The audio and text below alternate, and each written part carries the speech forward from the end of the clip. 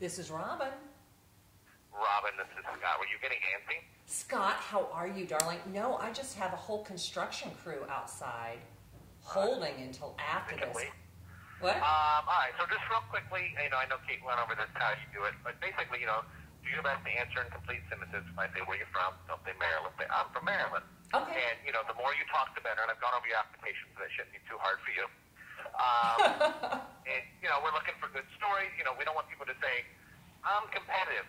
It needs to be followed up with, and here's an example of how competitive I am. We want specific stories, not just, I'm crazy. We need to hear what in your past has, that proves that you are crazy, if that makes sense. It does make sense. And the last thing is, look at the camera, not the phone. Got it. You can do look at the phone, so look at the camera, please. And that's it. You can go ahead and hit record whenever you're ready. We're recording, Scott. We're good. All right, so first and foremost, introduce yourself. Name, where you're from, what are you doing, of course. Your age, we need all of it. Oh, you would ask me for my age, darling. I'm 42 years old. I'll be 43 in April, but let's not tell anybody. Well, let's start again. Let's start again and just say, I'm 42 years old, so we don't, have a good soundbite. Because I'm going to edit, after we do this interview, I'm going to edit it down to like a 3-minute highlight reel of you, so I want a clean soundbite, if that makes sense. Understood. Scott, my name is Robin Oniell, and I am 42 years old. I was born in Lafayette, Indiana. I'm a Hoosier by birth, Boilermaker by the grace of God, and I live in Washington, D.C. I do a couple of things for a living. First and foremost is my passion. I'm a sex blogger. I write a little post most days at www.redlacesexblog.com. We have between 4,000 and 8,000 or 9,000 hits per day from upwards of 60, 70 countries throughout the world. I also am an account executive for a company called Western Pest Control, and I actually sell pest control services. So I deal with rats. I was dealing with a lot of rats this morning. Rats, mice, roaches, and that kind of a thing. Well, let's go back. What do you mean by sex blog? What does that mean? Good question. Let me tell you what a sex blog is. It is not a porn site. I don't do porn, and I won't do porn. It's really, when I was getting divorced, I decided through help of a therapist to peel back the onion, as you say. And so I wanted to cut everything back into as naked as you can get. And that's sex. I mean, where else do you get to talk about emotional issues, physical issues, mental issues, power struggles? So I started doing experiments. I was a phone sex operator for a while to see how that worked. I went to a nudist camp. I went to Exotica conventions, and I would write about my experiences. And it really was supposed to be just a cathartic experience, except it's caught on. So you'll get anywhere from product reviews on there to humorous articles to rants and raves, and that's generally what I write about and what people read about. And you have 2 daughters, and how open are you with them about sex? Because they're in that teenage, preteen age. Absolutely. I'm extremely open with my daughters about sex. Emily is almost 13 and just getting into boys right now, and that first kiss and that cute guy. And we have wonderful conversations. I don't let her read the blog. She is a little young. My 15-year-old daughter, Brittany, I've actually had her read some of my posts on the blog. I think it's very, very important to keep an open dialogue with one's children in today's environment. And do you think they're just as open and honest with you about everything they're doing sexually? Hell no. I mean, they're teenagers. Were you honest? I think that they are. No, but my parents didn't have a sex blog and talk to me about it. True enough, Scott. I think they're as honest as they can be, and I think they're as honest as they can be in the moment. I think honesty is relative, so I think they try to be honest. Do they tell me everything? No, I don't think they tell me everything, and I don't expect for them to tell me everything. I think they tell me the majority of what's going on in their world, and that's fine with me. Tell me about some of the other jobs you've had, like part-time nude model and Snow White impersonator. The Snow White impersonator was a lot of fun. I was in Washington, D.C. getting my master's degree in criminal justice at American University, and I was on the Metro, and this guy approached me. Now, you have to understand, I'm almost 43, Scott, but I was in my early 20s, and I looked just maybe a little different. and they were re-releasing Snow White. Interesting tie-in, huh? Don't y'all own Disney? In any event, they were re-releasing Snow White that year. And the guy comes up to me and says, "You look exactly like Snow White, and I need a Snow White impersonator." And I thought it was the craziest thing I'd ever heard. And he points to his ring and he says, "Look, I'm married. It's not a come-on. I own a talent agency. Please give me a call." And he handed me his card. So sure enough, I was Snow White all summer. I was at dealerships, car dealerships. I was at nursery schools. I was everywhere. And then one day I went in to pick up my check and I saw the clowns. And I said to him, I wanted to learn how to juggle and I wanted to learn how to be a clown. And next thing you knew, I was in clown college, and I don't know, that was fabulous. And what about a nude model for art students? Absolutely. That was when I was at Purdue University. And Purdue University is not known for their art program, but they do have an art program, and they needed nude models. And I thought, what the hell? It was good money in that day. I don't remember what it was, but it was great money. And so let's go back. So was it, because you seem like somebody who obviously is comfortable with their sexuality, was it because you needed the money, or was it because also you get a thrill out of having people draw you naked? I don't think it was either. I would say thrill is probably a little bit off the bell curve. I actually did want the pictures, though. I mean, I was interested to see how other people, I study people, and I'm always interested to see how people study me. And so I wanted to see what those pictures looked like. I don't have a problem with sexuality. I don't have a problem with nudity. I find the human body to be beautiful. It wasn't like so much of a sexual thrill as just to see what other people thought. And the pictures were beautiful. Beautiful. And when you say you don't have a problem with nudity, I do remember I watched your tape that you sent in, and right. You're not dressed necessarily as most mothers in their 40s dress when they send in their tape. Was that a conscious decision? Why did you choose to have that particular look in that environment and that setting? Well, first of all, let me explain. I'm not your typical mother. And my mother was not a typical mother, nor was her mother. So it comes from a long, long line. The one thing you should know is that my children do not live full-time with me. I live about 45 minutes away from them. I made that decision when I moved in with my significant other because he owned a house and I didn't want him to move, and I didn't want my children to move out of their house and move from their school. So I have a very unusual relationship with my husband, my ex-husband, soon-to-be ex-husband, we're in a divorce right now, where I'm a salesperson by day. So I'm able to go there after they get off school, see them, help them with their homework, have dinner with them, and then I go home at evening. So don't think my children were there, first of all. They weren't, okay? Why did I choose to do that? I was sick that day. I had what's called a norovirus. I don't know if you have it over there in California, but it is closed. No, you guys, it's all East Coast. None of that's here. Yeah, well, let's hope it doesn't get there, sweetheart, because it is the worst thing you have ever had. So I was homesick, and I thought, you know what? I am not going to professionally do I'm tired. I'm throwing up every minute. I put on my most comfortable pair of pajamas. Now, can you tell I was on meds? Absolutely. I mean, I don't know if I would be hanging out so much normally, but that's one of my most comfortable pair. And I would have been in my robe, but y'all wanted things that were close to the body. So that's what I did.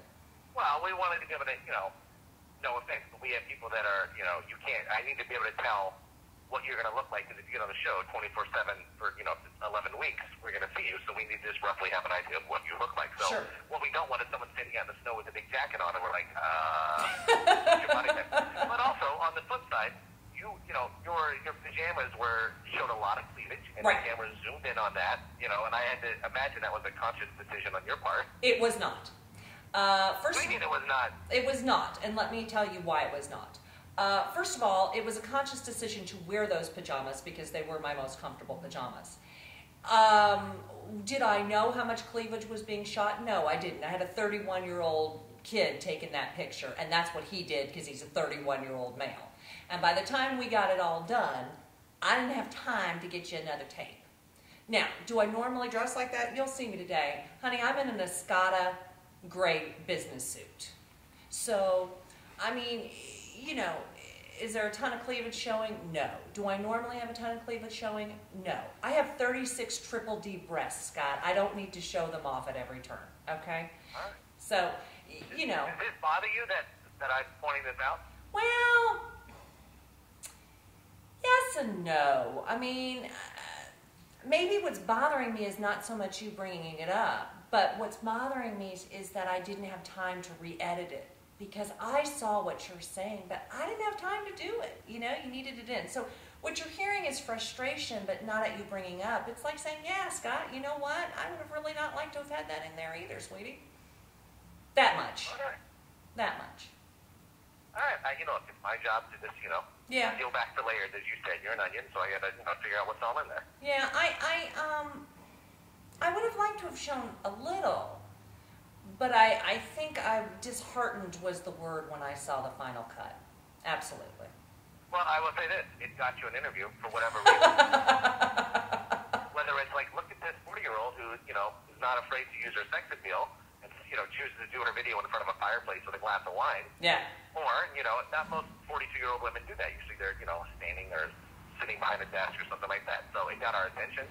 Well, I think that's great, and I don't have a problem with my sexuality. I will tell you that was the best Godiva hot chocolate with Bailey's you'll ever have, and the fireplace was fabulous, and I don't have a problem with sexuality. I just, especially on ABC, maybe to be so in your face, there's a line. There's a line. All right, well, let's completely switch gears and talk about your intelligence. Please. Do you think you're a smart person, an education person, an intelligent person? I know I'm a smart, educated person on some standards. Intelligence is relative, and it depends on what standard we're talking about. I went to college at 16, dropped out of high school, and tested into college. I graduated with top honors. Went to get my master's degree at the #2 criminal justice school in the country, and graduated with top honors. There's no question I have a brain. Now, that being said, for whatever reason, I can't read a damn map to save my life. You know what I mean? I have that in there. And I can't...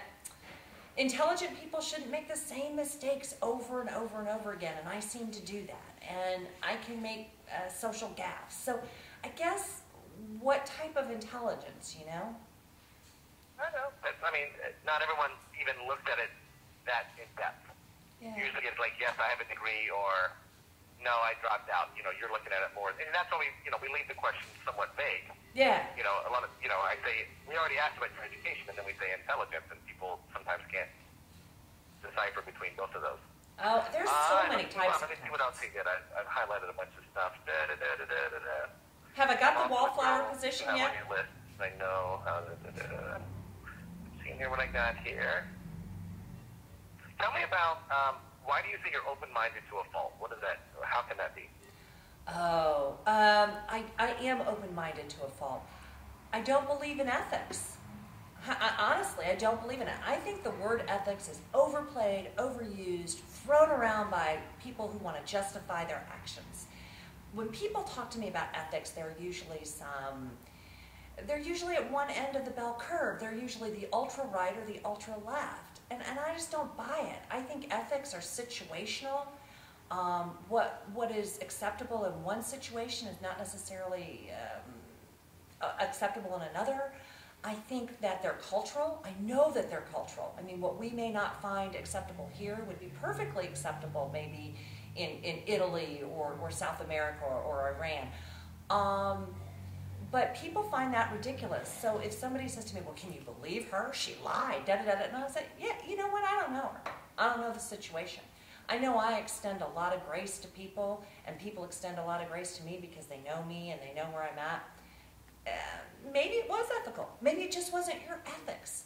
I mean, Scott, if you and I are thinking exactly alike, only one of us is thinking, So I don't have a problem with plural marriage. I'm a 42-year-old white woman, liberal Jew. My significant other is a 56-year-old black African-American male who's a pretty conservative Catholic. We get along just fine. But, I mean, I don't have a problem if you want to date a lot older, if you want to date a lot younger. I don't have a problem with, I have a friend who's a call girl. I got no problem. She wants to sell her body, somebody else is selling their soul to IBM. Go for it. I just, I think people should be people. No, let me ask you this. So I understand because you know her, you're like, look, I know who you are. I know you're not out there. I'm assuming you know she's not out there getting abused and, you know, she's Right. choosing to do this.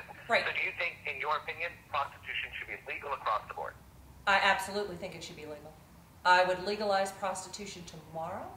I would get tax money from it. I would make sure those girls or those women or men, because there are a lot of male prostitutes, I would make sure they were safe. I would, you know, I would absolutely legalize it tomorrow. What about marijuana? Absolutely, I would legalize marijuana.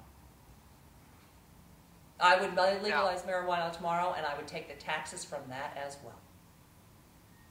Is there anything that it is taboo? I mean, I know you say there's not, but anything that you're like, oh, that's too far? The only thing that's too far is when we're talking about children. So when I talk about sex or when I talk about anything, I'm assuming I'm talking about a consenting adult. If the adult is not consenting, or if we're talking about a child, then we got a different issue. But what's an adult to you? An adult is somebody to me who... That's a really good question, Scott, because I do know 15 and 16-year-old girls who could be considered an adult because of their mental acuity and their emotional stability. But in general, I honestly think somebody 21 years of age or older. I know the crap I used to do in college and what these kids are doing today.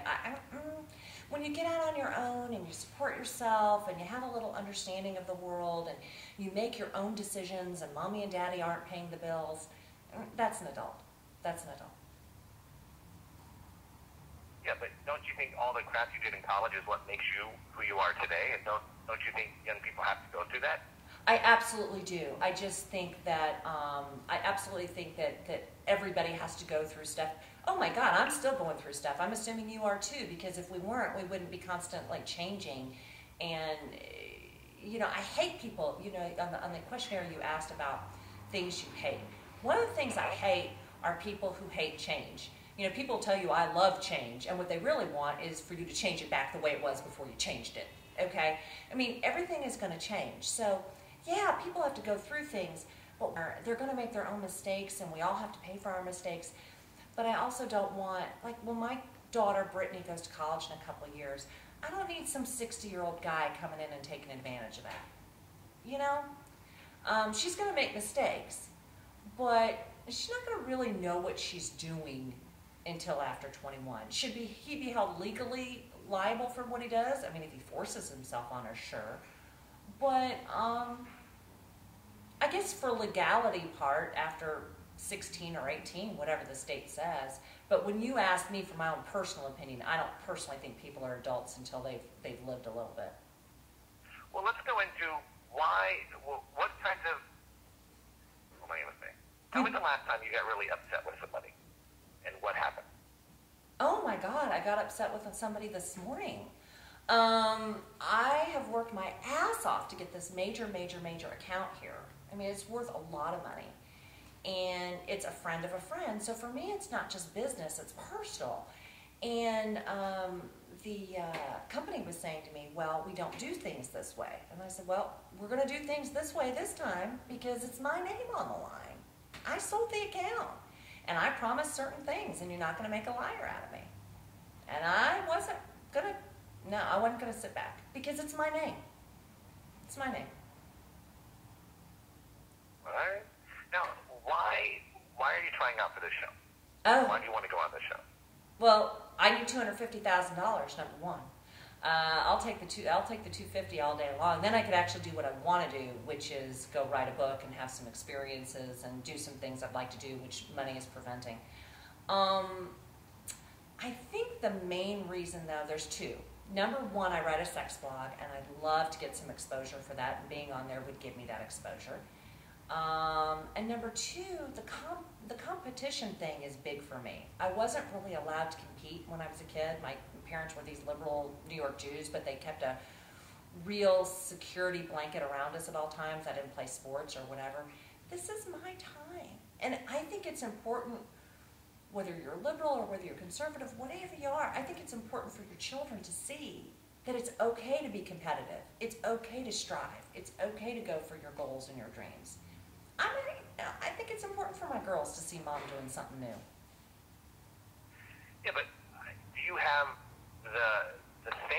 and the willpower and the intelligence, because you don't really know what the show is. You just know, you'll be with other people in a house, and your goal is to stay there, and there might be people that don't like you, and you've got to somehow convince them to keep you there. Scott, with my personality, it's not like it would be the first time that people didn't like me. Well, that's what I'm saying. Yeah. You obviously have a specific personality, unique personality, so there's got to be people there who don't like you. Oh, there is. Let me give you an example. When I was a manager in my past job, I didn't list this one, but I was an executive director for a short period of time for a company named Emeritus Senior Living, and I was in Columbus, Ohio. And an executive director, I had, I don't know, close to 100 employees and God knows how many residents. In any event, the first day I'm there, literally the first day I'm there, the situation was the guy who had the job before me was very loved by the residents, but not loved by the corporation, so they got rid of him. And when I got there the first day, there were these two old cronies, and they're letting me know that they don't want me there. They don't want a woman there. They don't want anything there. And the guy says to me, he calls me a bitch. And I just smile. And he says, "Did you hear when I called you?" I said, "Yeah." And I'm shocked and appalled, as it's the first time in my life anybody has ever called me a bitch. And he looked at me and I said, "You might want to get it a little sharper next time." So, and I said, "Have a nice day." And I walked off. And he and I became so close. I mean, he used to say to me, "Tell those girls Uncle Wilbur says hello." You got to know who you are. You got to be confident in who you are. And you got to be able to read a situation. And you got to figure out how best, maybe the goal is to have somebody to like you, and maybe the goal is not to have somebody like you. You got to be able to figure it out every such minute. Well, and tell me, so you do come off extremely confident. What are you most insecure about? I am most insecure about my own path in life and not figuring out what it was I was supposed to do before I die. And I think everybody... Some people would argue whatever you did was what you were supposed to do. Some people would. I don't buy that. I mean, that's great for them. That's great for them. I really think I was put here to do something. I'm just not really sure what it is. I think another insecurity is, well, I have several insecurities, but maybe one of the insecurities is that I think not being the best of parents and realizing I screwed up somewhere along the way major when my kids get older. I guess that's an insecurity. Doing something safe, like selling for a pest control company as opposed to doing something that takes a risk. That's one of the reasons I'm applying for the show, Scott. I'm almost 43. I'm done with the, playing it safe. Let's take a risk. What do you think, if you get on the show and America's watching you, what's America going to think of Robin? What is America going to think of Robin? It depends on which America is watching, because conservative America is going to hate the living hell out of the biggest bitch in the kennel. And conservative America is not going to like my open mind. They're just not. Liberal America's going to love me. They're going to be right on with I'm anti-death penalty, I'm pro-choice, somebody best not ever say a racist joke in front of me, because I will put them in their place in about 2 seconds. So, no, wait a minute. Wait, that doesn't seem very open-minded. It's just funny. Oh, a racist joke? Yeah. Some of them, depending. I also my significant other is black, and I really hate it when he says nigger. He uses the word all the time, but he's black if he wants to use it. I don't have a problem with fun, but I do have a problem with really mean-spirited, racist. I have a problem with anybody who thinks their race, their religion, whatever, is better than anybody else. 99.9% of this world was done before you got here, baby cakes. Figure out your place and know it. Doesn't mean you're not fabulous. It just means that you're no more fab. You are truly unique, just like everybody else. So you get on the show, and I want to see, where your head lies as far as the competition. There's no right or wrong answer. Right. You get on the show with some people who are devout Mormon or devout Catholic, and they are Jewish, and they really think you're going to go to hell if you don't believe this way. Do you agree with them and say, yeah, I know, so you stay longer in the competition, or do you stand firm and say, you know what, I don't agree with you, and if that means I go home, but that's bull. And once again, there's no right or wrong answer. I'm there to win a game. I'll lie my ass off. Now, even if your daughters are watching? This is a game, sweetheart. When we went to Disney World, my daughter, Emily, her birthday was in a couple weeks, and the travel agent said to me, but if it's her birthday, it'll be special. So I said to Emily, we're going to the land of make-believe, and we're going to make believe it's your birthday. This isn't real. The whole place isn't real. And we did. It was her birthday. It was the best trip ever. She got on all the parades, this, that, the other. It's a game, Scott, and I'm there to win a game. If we're going to talk about ethics and we're going to talk about reality, I might as well stay the hell at the pest control company. I am here to win a game. And you think you can continue with this attitude for, up to 11 weeks? Absolutely. In fact, I know I can. In fact, I'm better prepared to do it than anybody else because I just told you I don't even believe in ethics. I believe they're situational. So have you watched, any other reality shows? Like, let's say, if you watch Big Brother or Survivor? Oh, my God. I've watched a ton of them. I love The Amazing Race. The Amazing Race is probably my all-time favorite. But I have seen... What about people on Amazing Race or Survivor that, like a Russell or like a Survivor or Amazing Race where you don't help anyone out, you do whatever you can to say, Cab, you go away, don't help. That's all good? If that's the type of situation, that's fine. I'm not usually that way. I have found that having alliances, like Richard Hatch was brilliant. I mean, think about Richard Hatch. He'd never been on there and he devised all these strategies. It was brilliant. You got to go in there and you have to be able to quickly assess. See, that is one of my strengths. You have to be able to quickly assess people and see where they're at and where they can be of benefit to you. Guess what? In order for them to be of benefit to you, you've got to be of benefit to them. So, yeah, there's a lot of give and take. I don't know the strategy till I get there and I see what you bombard me with. I'm sure I'm going to have a lot of 20-year-old kids, but... Well, no, but as you said, that's the same thing. All Richard Hatch knew was, hey, you're going to play a game, we got to survive on an island, and people go home eventually, and you want to be the last one standing. That's really all they knew going into it. Right. I say, let's go. I'm ready. All righty. Is there anything else, Robin, that you want to share that you feel like we haven't really talked about yet? Oh, my God. I know there's tons, but... You want me to say, I should charge you a therapy bill. I think that, Scott, there are a lot of things about me that would probably make me really good for the show. And number one is that I'm a wild card because everything for me is situational, so I don't even know what the hell I'm going to do, let alone you or anybody else. All right? I know I can communicate. I'm a former public speaker. I'm a blogger. So I communicate really well. And I think a lot of these shows are now doing daily blogs for their viewers. That would be something I would be all over. I'll explain to you. It's done somewhat live, kind of like Big Brother. So while you're there, it's airing a day later. Okay. So that also means you're pretty much sequestered, meaning you won't have any communication with your significant other or your daughters. They can obviously watch you, and there's an emergency number if they have to get a hold of you. But other than that, you are cut off from the rest of the world other than the other people you're with. Sounds like pure bliss to me, honey. I could use a vacation. Okay. Sounds really great. All right.